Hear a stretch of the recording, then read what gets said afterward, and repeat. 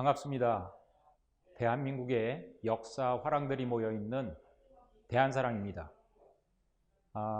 오늘은 삼국유사 고조선에 등장하는 고문, 트랜스포머인가라는 주제를 가지고 말씀을 드릴까 합니다. 고조선의 건국 과정에 대한 이야기인데요. 우리 역사에서 가장 고대사 부분에서는 핫한 주제 중에 하나라고 생각을 합니다. 우리가 역사를 한 그루의 나무에 비유를 한번 한다면 지금 현재 우리들의 눈에 보이는 현재 진행형의 역사가 있을 것이고 또 눈에 보이지 않는 부분이 있을 거예요. 나무가 생존하기 위해서는 눈에 보이는 부분만이 나무가 아니고 사실은 그 부분을 지탱하고 있는 보이지 않는 부분, 바로 이 뿌리 부분, 이 부분이 있지 않고는 나무가 생존할 수 없죠. 꽃을 피우거나 열매를 맺을 수도 없습니다. 그만큼 한 그루의 나무를 놓고 본다면 사실은 이 뿌리, 눈에 보이지 않는 이 뿌리라는 것이 얼마나 절대적인가 하는 것을 알 수가 있는데, 우리가 눈에 보이지 않는다고 해서 이 뿌리에 대한 무관심, 즉 한 그루의 나무로 본다면 그 뿌리에 물을 주고 영양분을 주고 이런 부분에 대해서 소홀한다면 사실은 그 한 그루의 나무는 생존할 수가 없다는 것은 누구나 알고 있는 상식입니다. 그런데 그것을 역사에 비교해서 본다면 바로 지표면에 드러난 이 나무가 현재 진행형의 역사로서의 우리의 대한민국의 역사를 얘기를 한다면 사실은 눈에 보이지 않는 이 뿌리 부분에 해당하는 것이 오늘 살펴볼 바로 단군조선이 건국한 고조선이라고 볼 수 있습니다. 물론 환단고기 역사관을 놓고 보면 이 고조선 이전에 신시 배달이 있었고 환국이 있었지만 우선은 이 고조선에 대한 명확한 인식이 바탕이 됐을 때 사실은 신시 배달이라든지 환국에 대한 얘기도 이해가 될 수 있을 거기 때문에 오늘은 삼국유사 고조선에 등장하는 그 이야기를 통해서 이 고조선의 건국 과정에서 아직까지 우리들의 의식 속에 남아있는 이 편견에 대한 얘기를 좀 해보고자 합니다.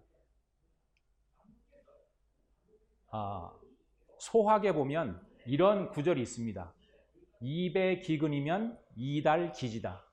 즉, 그 뿌리를 북돋우면 그 가지가 발달한다.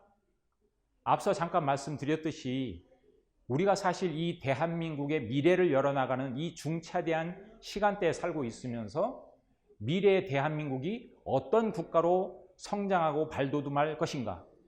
지난 시간에 제가 선도형 국가라는 얘기를 잠깐 드렸는데 정말로 이 대한민국이 이 코로나 시대를 살아가면서 앞으로 어떤 리더형 국가가 될 것인가에 대한 그 비전을 이야기할 때 사실은 과거의 이 고조선의 역사부터 그 이전의 배달, 환국, 또 물론 그 이후에 열국시대를 거쳐오는 그 과정 속에서 우리는 역사 속에서 어떤 교훈을 얻고 어떤 에너지를 거기서 취할 것인가가 대단히 중요하다고 생각을 합니다. 그랬듯이 이 구절처럼 말 그대로 뿌리를 북돋지 않으면 그 가지가 꽃을 피우고 열매를 맺을 수가 없는 것은 자명한 일이죠. 그래서 우리가 미래를 생각한다면 우리의 과거의 그 문제에 대해서 관심을 가지고 거기에 대해서 우리가 무엇을 얻고 무엇을 버릴 것인가 하는 그러한 부분에 대해서 분명해야 된다 하는 생각을 말씀을 드리고 싶습니다. 근데 삼국유사 고조선에 있어서 우리가 이 단군조선의 건국 과정에서 그 고조선을 건국한 단군왕검의 역사적 인물이냐 아니면 신화적 인물이냐 이런 부분을 가지고 아직도 그 논쟁을 하는 그 이유가 뭐냐면 사실은 삼국유사 고조선에 등장하는 이 일웅일호 이 구절에 대한 정말로 주체적이고 역사적이고 의미적 해석을 하지 못하는 데에서 벌어진 일이다. 그런 말씀을 드리고 싶은데, 자, 제가 오늘 이 주제를 말씀을 드리는 이유는 뭐냐면 사실 우리 대한사랑의 청소년 회원들이 물론 명확한 데이터는 아니지만 지나가는 길거리의 시민들을 대상으로 해서 과연 단군, 고조선을 건국한 단군이 신화적 인물인지 역사적 인물인지에 대한 설문조사를 한번 해본 적이 있어요. 그거 보면 yes or no 보시면 아시죠? 거의 반반이에요. 어떻게 보면 yes 쪽이 더 많습니다.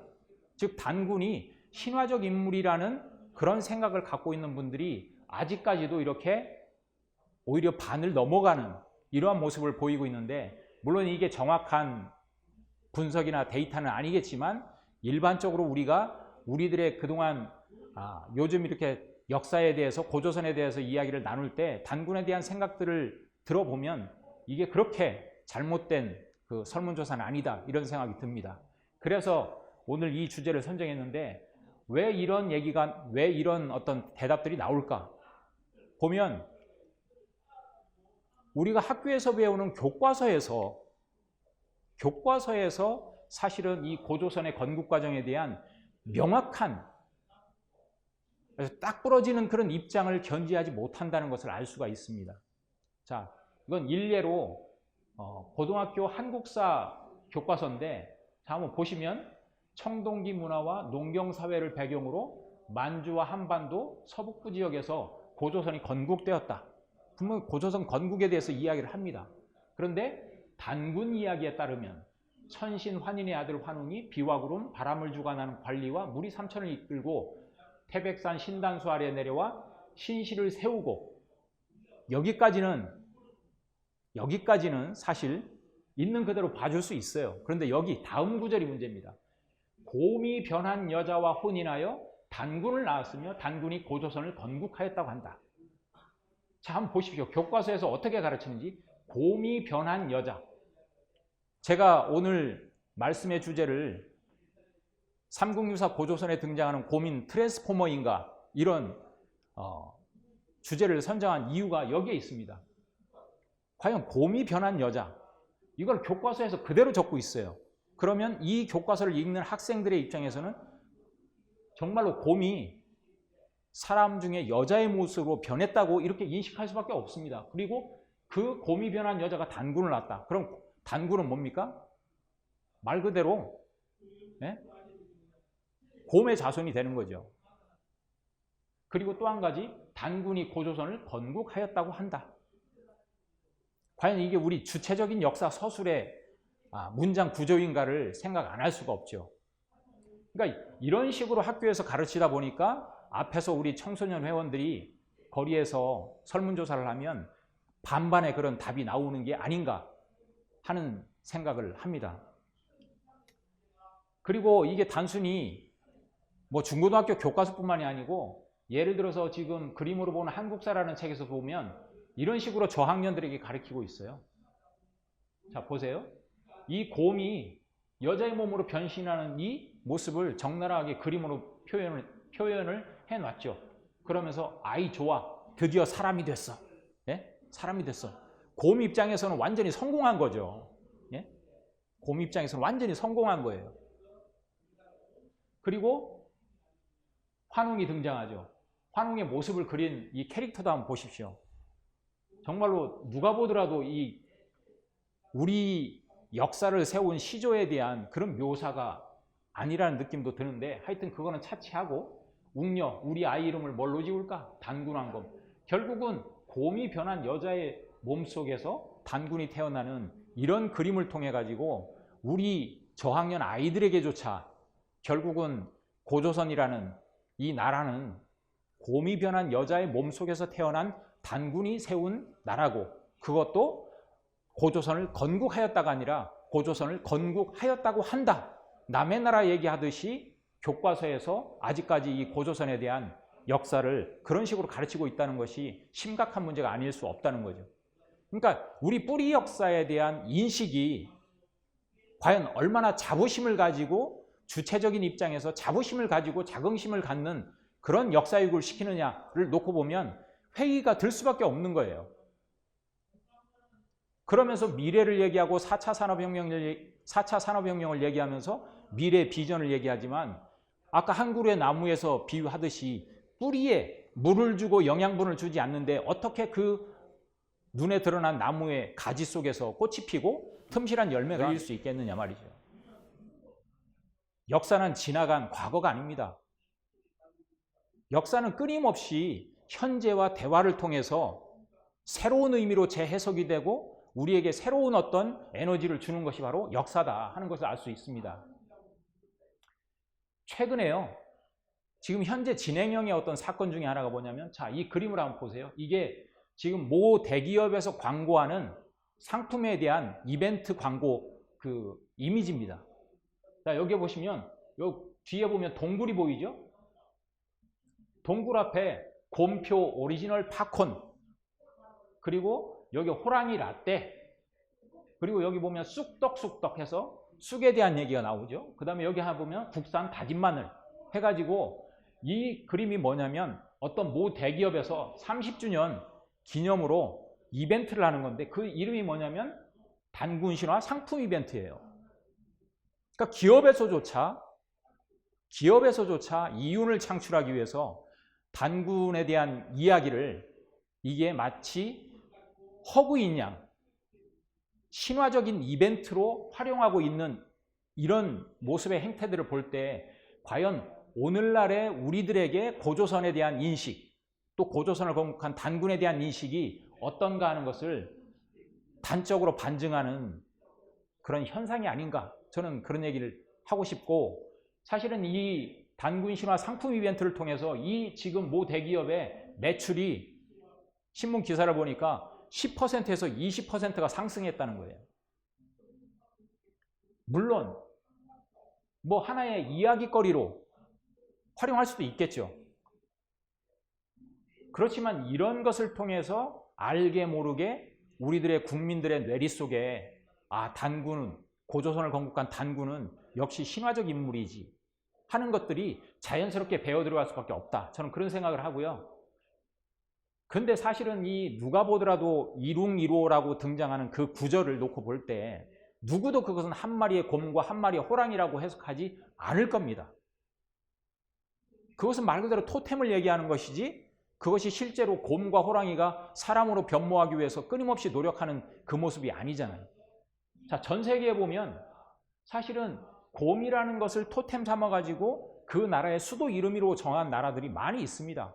자, 보세요. 스위스의 수도인 베른도 저게 곰이라는 뜻이에요. 그리고 독일의 수도 베를린도 마찬가지로 새끼곰을 뜻하는 그 의미를 갖고 있습니다. 스페인의 수도 마드리드도 수컷곰이라는 의미를 갖고 있습니다. 이만큼 유럽에서도 곰 숭배 사상, 즉 곰을 토템으로 하는 그런 나라들이 동유럽, 서유럽, 공이 아주 많이 존재한다 하는 것을 알 수 있고, 우리 이웃나라인 일본 같은 경우도 곰을 지명으로 쓰는 지명이 100여 개가 넘는다 하는 것을 통계적으로 알 수 있습니다.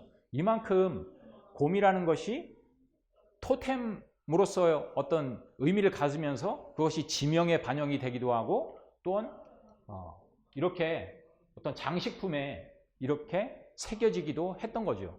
그런데 이것을 어떤 메타포로 이해하지 않고 이것을 있는 그대로 아주 1차원적인 해석을 통해서 아직도 우리는 곰의 자손이다 하는 이야기를 하고 있다는 거죠.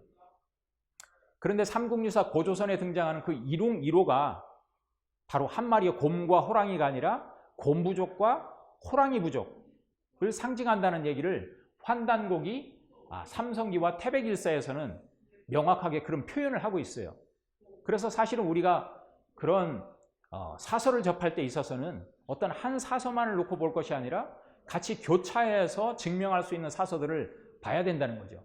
그런 의미에서 그 환단곡이 삼성기와 태백일사에 등장하는 이 표현들, 웅호이족, 즉 웅족과 호족 두 족속이라는 표현을 하고 있거든요.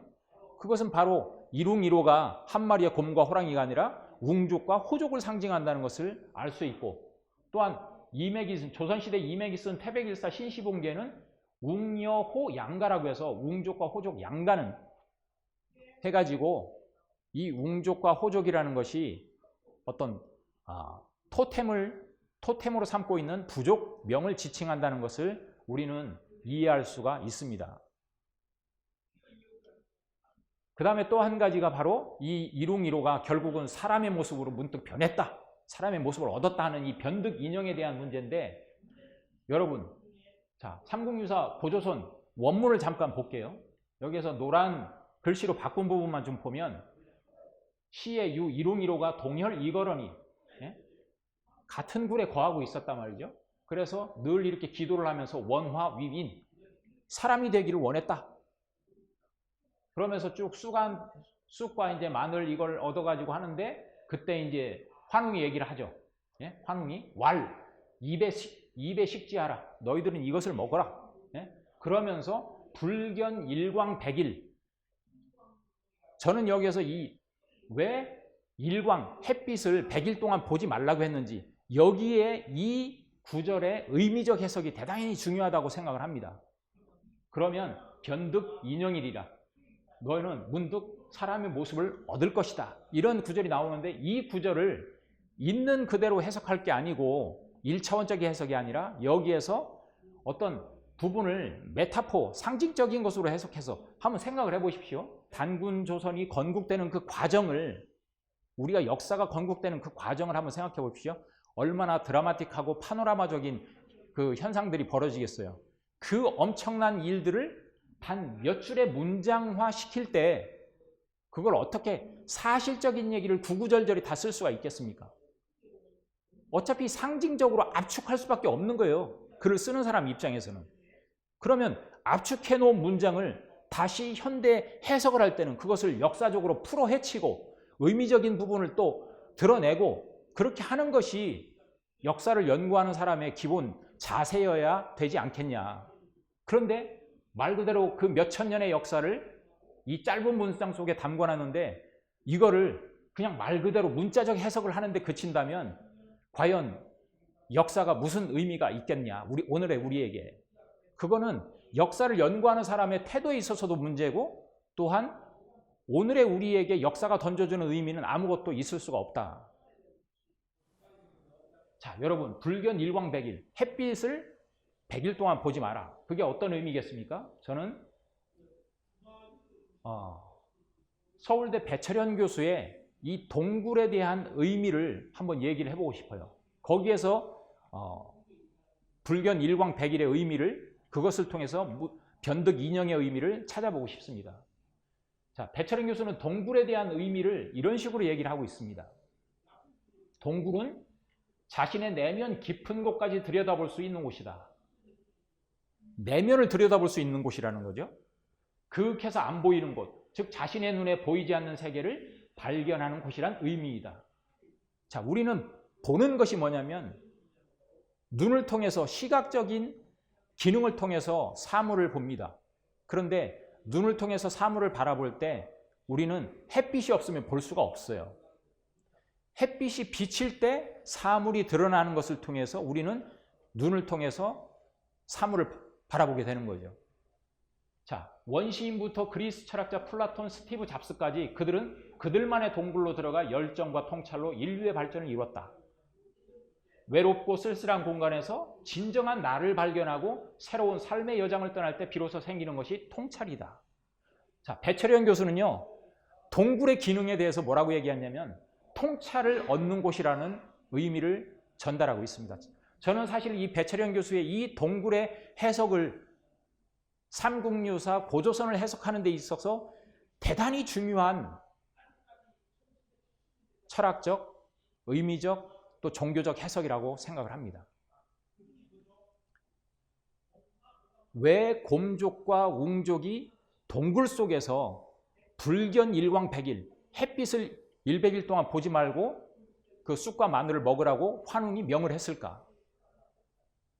바로 이 웅족과 호족이 바로 신시계천을 통해서 새로운 어떤 문명을 가지고 온 이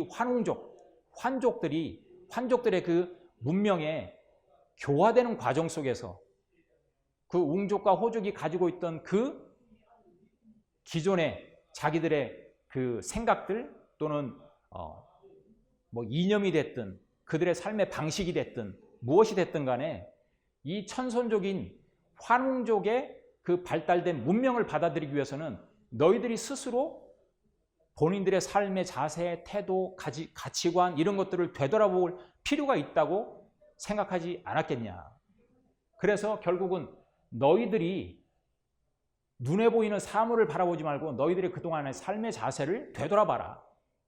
그리고 우리가 지금 가지고 있는 이 문명에 너희들이 적응할 수 있을 것인지 받아들일 것인지 말 건지를 결정을 해라. 바로 그런 천손적인 환웅족이 웅족과 호족을 교화하는 과정이 바로 동굴 속에서 100일 동안 햇빛을 보지 않고 수행을 하라는 환웅의 지엄한 명령이 아니었느냐. 그런 생각을 할 수 없겠습니까? 바로 통찰이 일어나는 곳이 동굴이다 말이죠. 통찰과 동굴의 이 동자도 한자는 같은 걸 씁니다. 이때는 통으로 읽고 이때는 동으로 읽어요. 참 재밌는 표현이라고 볼 수 있습니다. 그만큼 사실은 우리가 동굴 속에서 웅족과 호족이 햇빛을 100일 동안 보지 않고 자신의 내면을 들여다보면서 환웅족의 이 천손 문화를 받아들일 수 있는 그 시험을 통해 가지고 결국은 웅족은 환웅족으로 교화가 되고 호족은 결국은 그걸 받아들이지 못하고 자신들의 그동안 살아오던 삶의 방식을 고집하면서 융화가 되지 못했다 하는 것으로 우리는 삼국유사 고조선을 이해해야 된다. 결국은 인형, 문득 사람의 모습을 얻었다는 그 인형이라는 것은 실제로 곰이 트랜스포머처럼 돼가지고 자기의 모습이 사람의 모습으로 싹 변하는 그런 트랜스포머형 곰이 아니라 웅족이 천손족인 환웅족의 그 발달된 문명에 융화가 되고 서로 교화가 되는 그 과정을 묘사한 것이라고 우리는 그렇게 해석하는 것이 정말로 역사를 바라보는 의미적, 역사적 해석이고 주체적 해석이 아니냐 말이죠. 왜 이런 것을 우리는 못하고 단편적인 문자적 해석에 그치고 있느냐 말이죠. 그러니까 결국 변득 인형의 의미라는 것은 바로 고도로 발달된 이 하늘의 이치를 깨닫고 그 이치를 바탕으로 해서 홍익인간의 정신을 가지고 문명을 개창해온 이 환족이 웅족을 바로 교화하는 과정이 삼국유사 고조선에 등장하는 이룽이로와 쑥과 마늘, 동굴에서 불견 일광백이라는 것을 통해서 변득 인형한 그 부분을 해석하는 올바른 해석의 자세다. 사실 이 말씀을 꼭 드리고 싶습니다. 문명이라는 것은 삼투압 현상처럼 문명이 발달한 곳에서 문명이 덜 발달한 곳으로 스며들 수밖에 없어요. 그렇지 않습니까? 물이 높은 곳에서 낮은 곳으로 흐르듯이 문명 또한 마찬가지인 거죠. 그런데 우리는 사실 이 환족이 웅족을 교화하는 이 과정을 묘사한 삼국유사 고조선의 이 내용을 우리는 거기에서 또 어떤 의미를 찾을 수 있냐면 단순히 너희들이 내 말을 듣고 무조건 따라와가 아니라 그 교화된 웅족과 하나가 돼가지고 협일이 돼가지고 고조선이라는 나라를 열어나간다는 데 의미가 있다. 즉 신시배달을 열었던 이 환족이 웅족과 호족을 교화해서 그 중에 교화된 웅족과 하나가 돼가지고 새로운 나라 고조선을 열었다. 단군조선을 열었다. 사실 이것이 신시개천, 즉 배달국을 열었던 이념인 홍익인간의 정신을 실천한 역사적 사례가 아니냐 하는 말씀을 드리고 싶습니다. 홍익인간이 뭐겠습니까?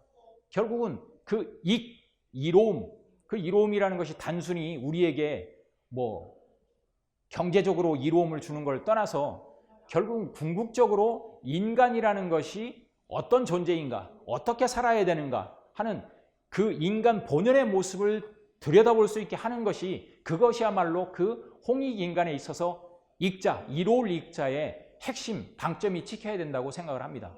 그렇기 때문에 홍익인간에서 널리 인간을 이롭게 하라. 그것은 바로 하늘의 이치를 깨닫고 국가를 열어가지고 홍익인간의 개천 이념을 가지고 나라를 열었던 이 환족의 사명이 바로 웅족을 교화해서 바로 이 천지의 이치를 깨닫고 이 천지의 이치에 부합하는 삶을 살아라 하는 그런 의미에서 교화를 이루어 가지고 그들과 합의를 해 가지고 새로운 나라 고조선을 열었다. 그렇기 때문에 이 고조선, 단군조선의 역사적 의미는 실로 엄청난 역사적 의미를 우리가 부여할 수 있다고 저는 그렇게 생각을 합니다. 자, 오늘 삼국유사 고조선에 등장하는 이룽이로와 변득인형이라는 이 두 구절을 가지고 과연 우리는 삼국유사 고조선을 어떻게 의미적으로 해석하고 역사적으로 해석해낼 것인가, 또 그것이 오늘 새로운 미래를 열어나가는 대한민국의 역사 진행형 과정 속에서 우리에게는 어떤 의미를 던져주는가에 대해서 말씀을 드렸습니다. 여러분, 저희 대한민국의 역사 화랑들이 모여있는 대한사랑에 꼭 함께 해주시고 동참해 주십시오. 오늘 말씀은 여기까지 드리겠습니다. 고맙습니다.